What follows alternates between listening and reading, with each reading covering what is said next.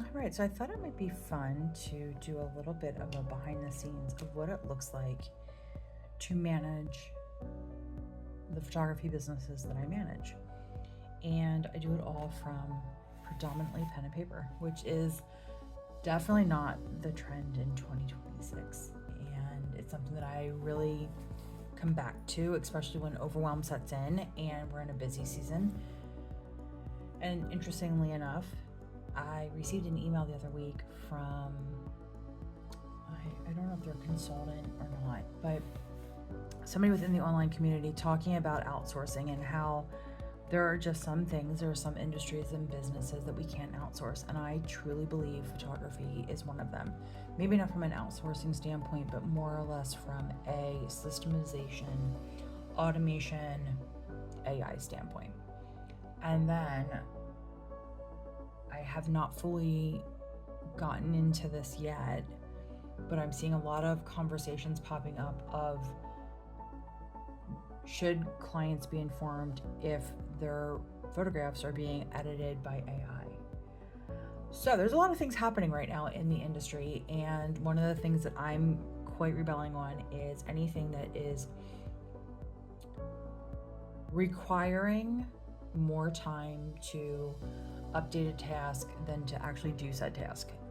So about 4 weeks ago, I was hell-bent on starting to migrate all of my clients to Notion. And I was probably in a stage of overwhelm and thought that this was the solution to all of our problems.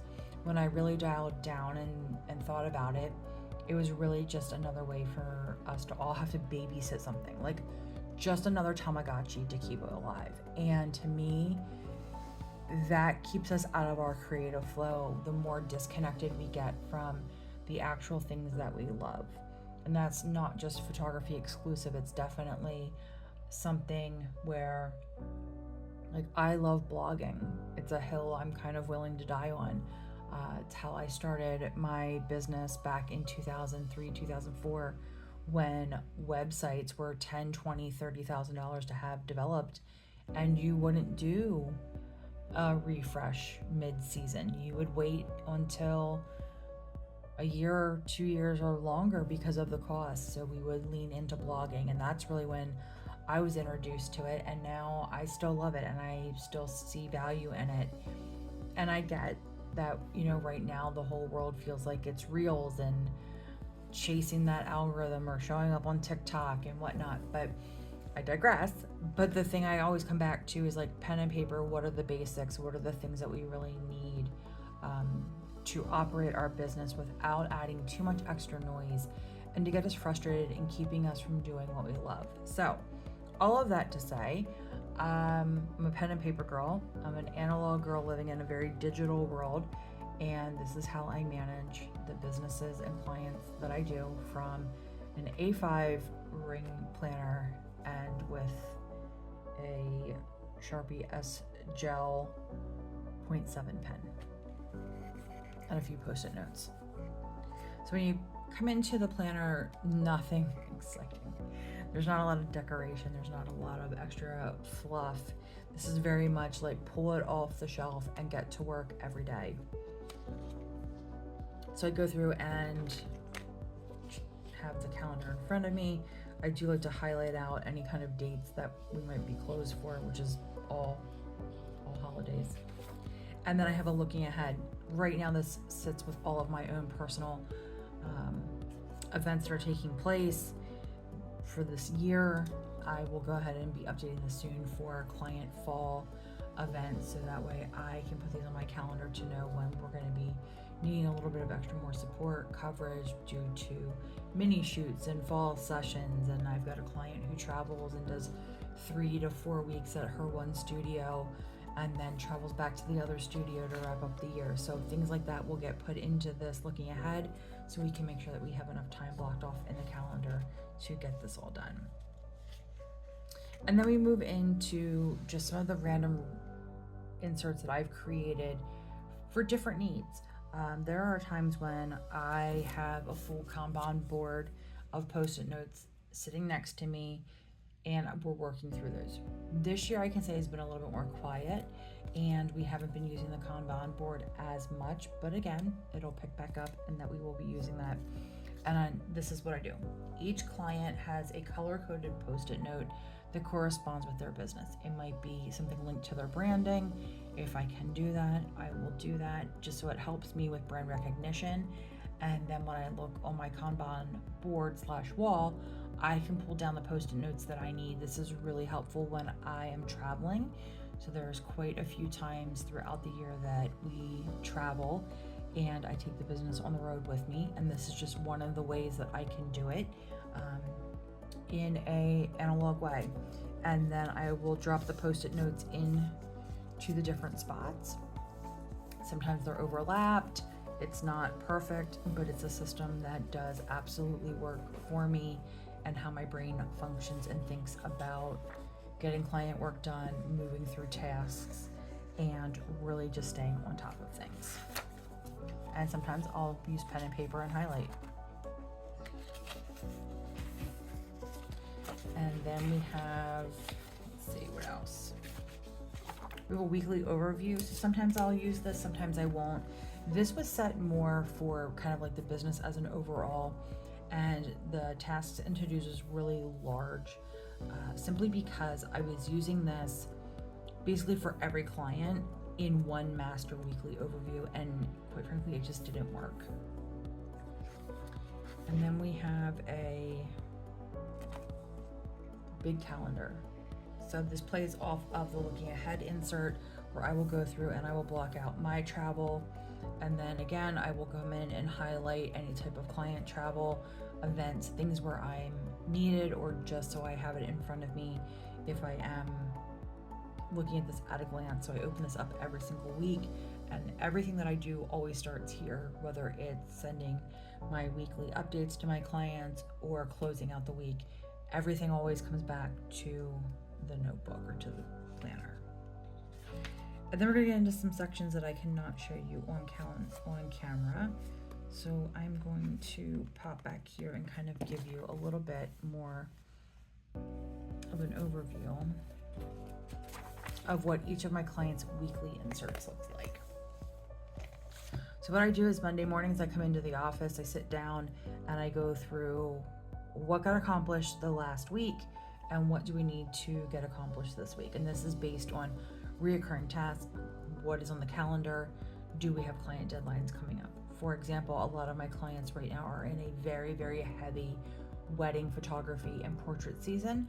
So what I'll end up doing is looking at the calendar and plotting out, when do I need to pull photos, what are their deadlines, what are their turnaround times, how many hours do I need to block out for this in my week? Is this a 2-hour task? Is it a 4-hour task? Is it multi-days?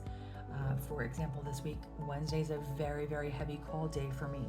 So there's a lot of things I'm going to be doing today, tomorrow, Thursday, and Friday, knowing that Wednesday is going to be really full. So what I would do is I would go up here in the corner and I like to put each of the clients' business initial. Everything is coded. So that is done because I had once heard that if you're ever subpoenaed and they need your planner or their information, they would have it for everything. And I wanted to keep my clients' information as private and personal as possible.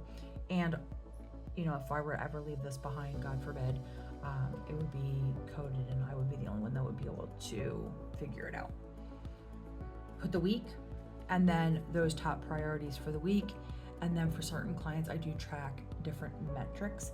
So this could be opt-ins, it could be bookings, it could be leads that came in that week. It could be growth on Pinterest. I really don't get into a lot of client social media, so that's not something that I overly track, but those are a few metrics that we do look at. Reoccurring tasks could be lead follow-up, scheduling out newsletters, make sure the newsletters are going out, financial tasks, anything like that. And then just kind of that general to-do list of what am I working on this week that is an absolute priority that myself or my team handle. And then on the back side of this page is any notes. So there's a lot of times where the to-do list is just, album design. In fact, I can show you one here in just a second of how this was just most recently used with one of my new clients, if I can get to it.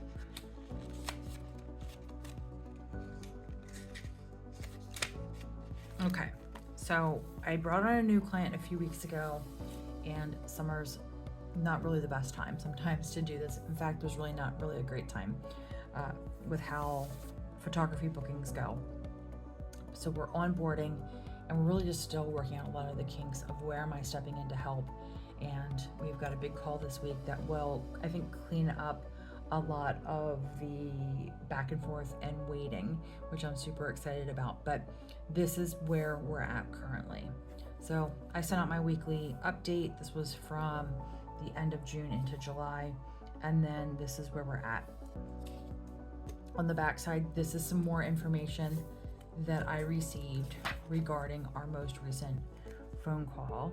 And then what I'm actually going to do, because we still have a few things that are outstanding, I'm just going to add this week's date to it. We don't need to add another sheet of paper.